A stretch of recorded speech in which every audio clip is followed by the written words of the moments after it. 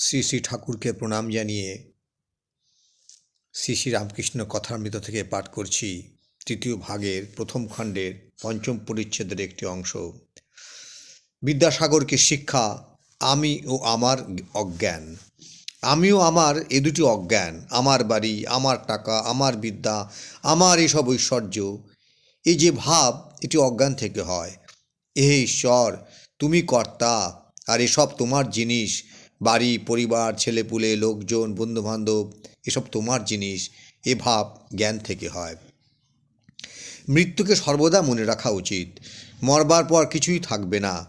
এখানে কতগুলি কর্ম করতে আসা, যেমন পাড়াগাঁয়ে বাড়ি, কলকাতায় কর্ম করতে আসা। বড় মানুষের বাগানের সরকার বাগান যদি কেউ দেখতে আসে, তা বলে এ বাগানটি আমাদের, এ পুকুর আমাদের পুকুর।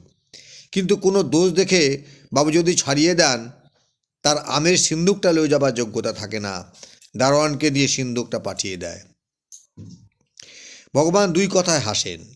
কবিরাজ যখন রুগীর মাকে বলেন, মা ভয় কি, আমি তোমার ছেলেকে ভালো করে দিব, তখন একবার হাসেন।